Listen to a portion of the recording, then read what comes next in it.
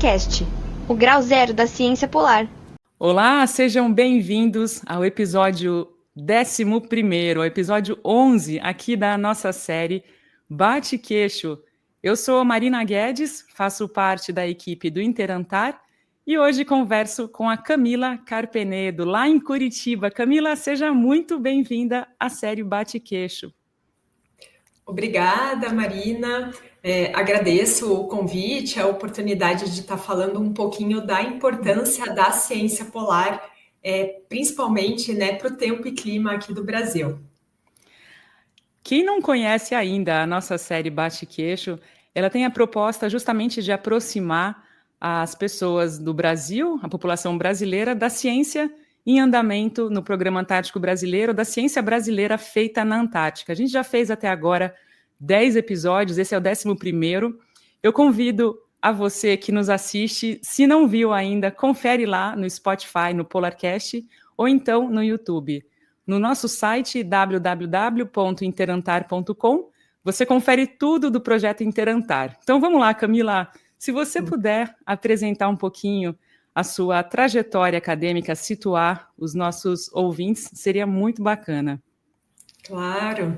Bom, então eu sou geógrafa de formação e eu fiz geografia na Universidade Federal do Rio Grande do Sul e, na verdade, a minha escolha profissional, fazer geografia, foi porque lá na URGS, existe um grupo de pesquisa, o Centro Polar e Climático, que é referência no Brasil na ciência polar. Então eu tinha um sonho de trabalhar com a Antártica, desde a minha escolha profissional, na graduação.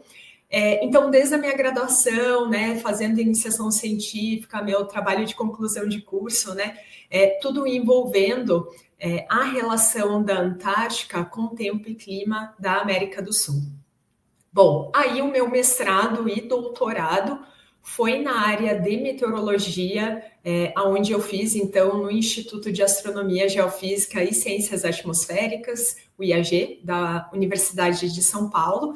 Então, lá também eu trabalhei com a relação de ciclones extratropicais e depois do meu doutorado de bloqueios atmosféricos com a água do mar congelado, que a gente chama de gelo marinho, especificamente na Antártica, e como essa variabilidade, aumento, formação e retração dessa água do mar impactava esses sistemas atmosféricos que estão associados a eventos climáticos extremos aqui no Brasil. Bom, e aí, terminando meu doutorado, entrei como professora na Universidade Federal de Uberlândia, no Instituto de Geografia, onde eu trabalhei, então, por 4 anos, e depois, então, eu vim transferida aqui para a Universidade Federal do Paraná, em Curitiba, onde eu atuo há 4 anos, e há mais ou menos 2 anos, então, eu criei um grupo de pesquisa, o NUVEM, que é um núcleo de estudos sobre variabilidade e mudanças climáticas, então, onde a gente tem como foco de pesquisa essas relações dos polos com o tempo e clima aqui do Brasil, e também a gente trabalha, a gente investiga os eventos climáticos extremos, tentando entender o porquê que esses eventos eles ocorrem. Se a gente fosse falar agora, Camila, do projeto que você coordena em andamento no Programa Antártico Brasileiro, ProAntar, eu estou vendo aqui a sigla Polar Connections. Você pode explicar um pouquinho exatamente o que é esse projeto? Claro. Bom, o projeto Polar Connections, sob o título Conexões Climáticas Polos Trópicos, investigando as relações entre o gelo marinho e o sistema de monção da América do Sul. Então, esse nomezão, ele fala sobre um projeto, então esse projeto a gente busca investigar, a gente está investigando como a água do mar congelado, que conforme eu falei, o gelo marinho, que existe tanto na Antártica quanto no Ártico, ou seja, tanto no Polo Sul quanto no Polo Norte, afetam o regime de precipitação aqui na América do Sul. E quando eu falo de sistema de monção, em grande parte da região tropical da América do Sul, a gente tem uma característica bem marcada, né, de verão chuvoso e inverno seco. Isso quer dizer que a qualidade da estação chuvosa, né, no período de verão, ela é extremamente importante para os diferentes usos da água, né? Desde o abastecimento público, né?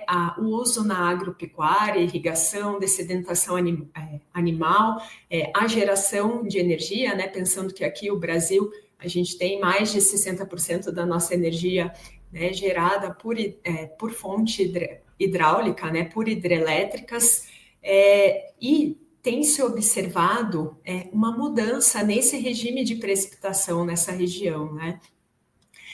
E essa mudança, ela vem no sentido de aumentar as secas, principalmente no sul do Amazonas, né? E a gente tem visto isso de forma recorrente na mídia, né? Esses eventos de seca na Amazônia, secas históricas, né? Com redução do nível do rio Amazonas de forma bastante expressivo, né? E aí com diversos impactos para os ecossistemas, né? E para os diferentes usos da água, né?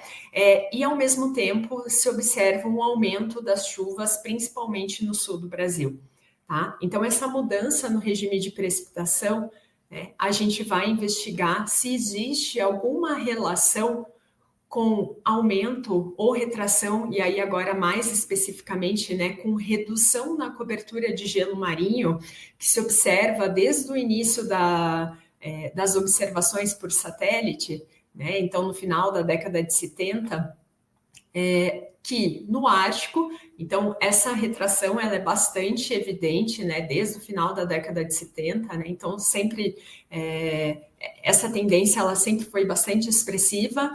Mas na Antártica, essa mudança, né, de reduzir essa cobertura do mar congelado, ela tem ocorrido principalmente a partir de 2014 e 2015. Então, a ideia é justamente a gente investigar como essa retração do gelo marinho, né, nos polos pode estar afetando esse regime de precipitação, essa mudança que tem se observado no regime de precipitação aqui na América do Sul.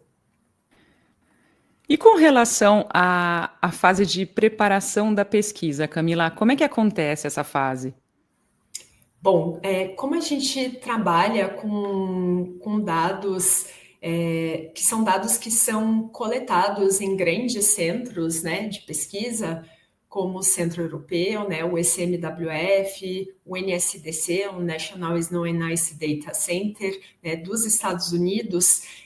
Então, a preparação é justamente um treinamento em programação, né, porque a gente precisa saber programar para fazer as análises, o processamento, né, desses dados, a análise estatística desses dados, para posteriormente, então, gerar os resultados e analisá-los.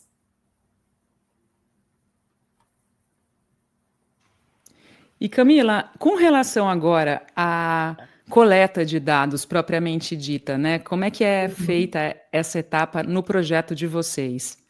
Certo. Conforme eu mencionei, né, o projeto ele não prevê uma coleta de dados em campo, né? Então a gente faz essa coleta de dados em sites, né? São dados que são disponibilizados para toda a população, né, de forma gratuita, né? Então são dados meteorológicos, são dados obtidos por imagens de satélite, né? Então a gente usa também as reanálises climáticas, né, onde são feitas estimativas de variáveis meteorológicas, variáveis oceanográficas, onde são utilizados então dados medidos, né, no local, né, a gente fala in situ, né, e todos esses dados então eles são colocados dentro de um modelo e aí são estimados dados para períodos e para locais do globo onde não há essas observações. Bom, além disso, a gente também vai utilizar saídas de modelos de circulação oceano-atmosfera, né? Então, para diferentes cenários futuros de mudanças climáticas. Então, toda essa pesquisa ela vai ser feita para o passado, mas também né, analisando para diferentes cenários no futuro, né, pensando em um clima em aquecimento, né, então pensando num cenário mais otimista e cenários mais pessimistas, né, então todas essas relações, elas também vão ser analisadas nessas situações. Bom, mesmo a gente não prevendo essa coleta de dados no nosso projeto, no ano passado, então, o meu grupo teve a oportunidade de participar da Circunnavegação Costeira Antártica, né, a ICE, que ocorreu entre novembro do ano passado e janeiro desse ano. Então, a gente ficou 70 dias embarcados num navio quebra-gelo russo, e lá, então, o nosso grupo fez a coleta, né? A gente fez um monitoramento de sistemas atmosféricos, como frentes frias, ciclones extratropicais e rios atmosféricos associados a diferentes superfícies oceânicas. Então, desde um oceano aberto até um gelo marinho, uma água do mar congelada mais fina, até coberturas mais espessas, né? Então, para avaliar essa relação, nós fizemos o lançamento de 43 radiosondas atmosféricas, né? Então, são aqueles balões meteorológicos, onde acoplados deles, né, nós temos sensores, os quais, então, eles medem diversas variáveis, né, como temperatura, umidade, pressão atmosférica, direção e velocidade do vento, e essa coleta de dados, então, é feita desde a superfície até 30 quilômetros de altura, né, em média.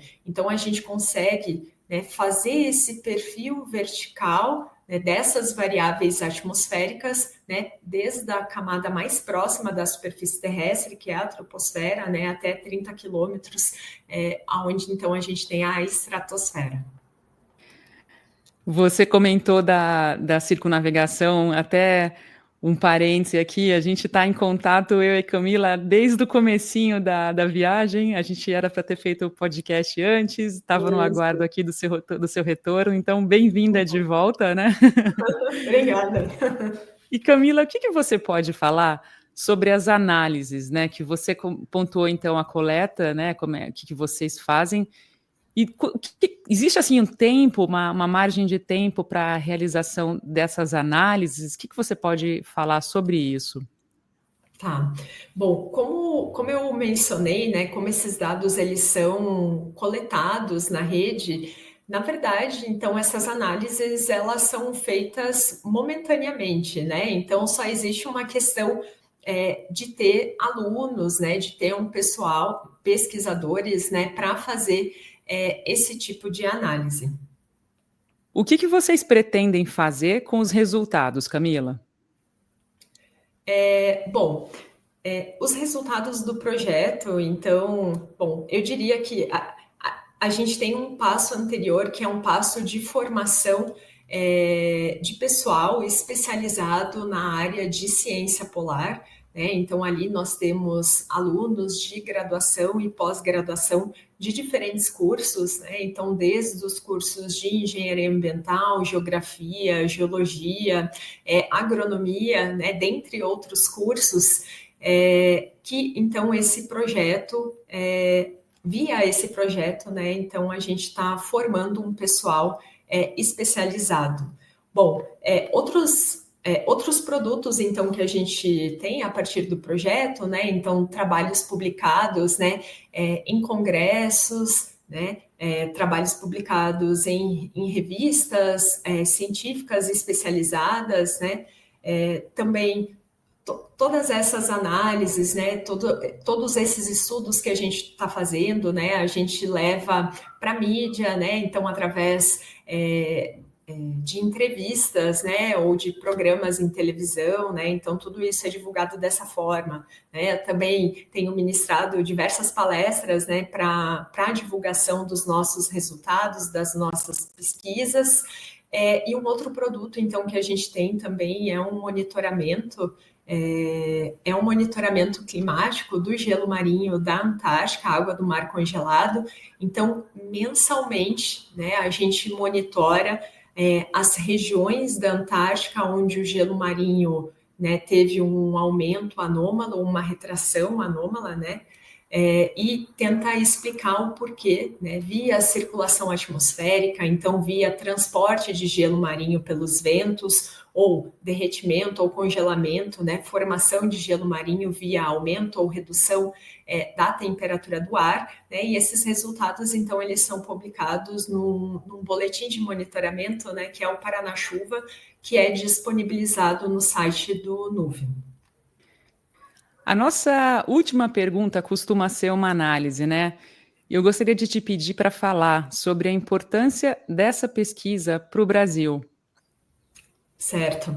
Bom, o gelo marinho, né? E aí eu falo especificamente sobre o gelo marinho antártico, né? Que é a região onde de fato a gente tem pesquisas que já mostram, né, uma relação do aumento e retração dessa água do mar congelado com a circulação atmosférica, a circulação oceânica e sistemas atmosféricos, né, que afetam o clima aqui da América do Sul. Bom, então a ideia, né, que com a nossa pesquisa a gente melhore esse entendimento de como os polos podem afetar, né, a circulação atmosférica e sistemas atmosféricos que frequentemente estão associados a eventos climáticos extremos. Bom, só para dar um exemplo, talvez trazendo mais para a nossa realidade, a tragédia climática no Rio Grande do Sul, que ocorreu no ano passado, em 2024. Então, esse evento ele foi associado com a passagem de duas frentes frias de origem polar. Essas duas frentes frias, então, contribuíram, né, para aumentar as chuvas que ocorreram sobre o Rio Grande do Sul.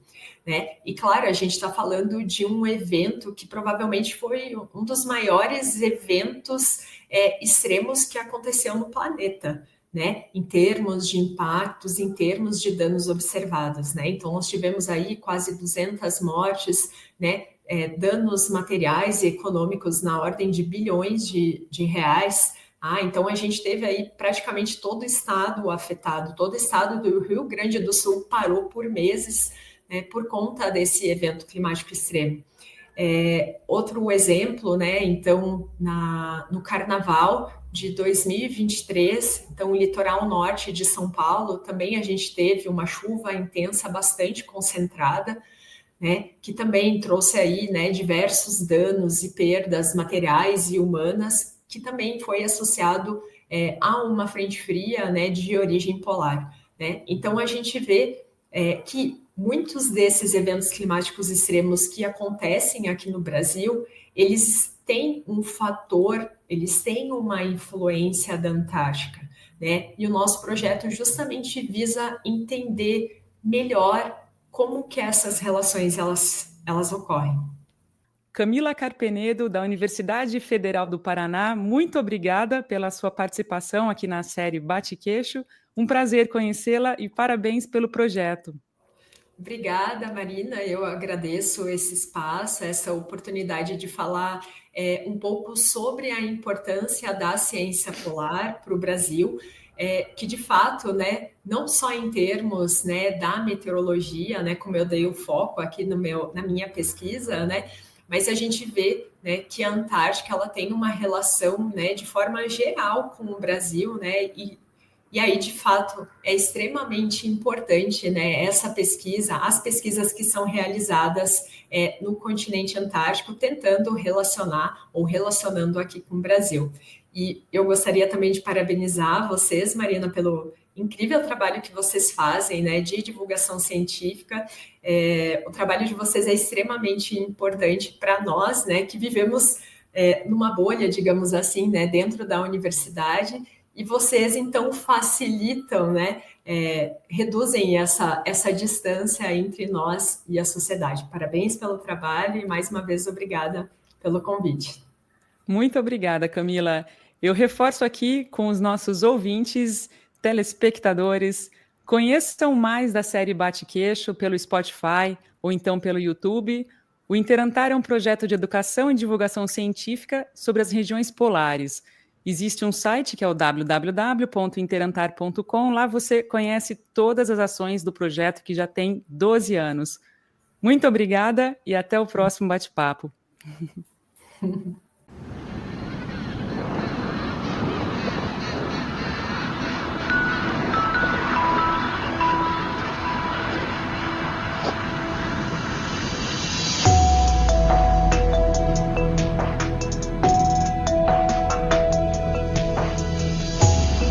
PolarCast, o grau zero da ciência polar.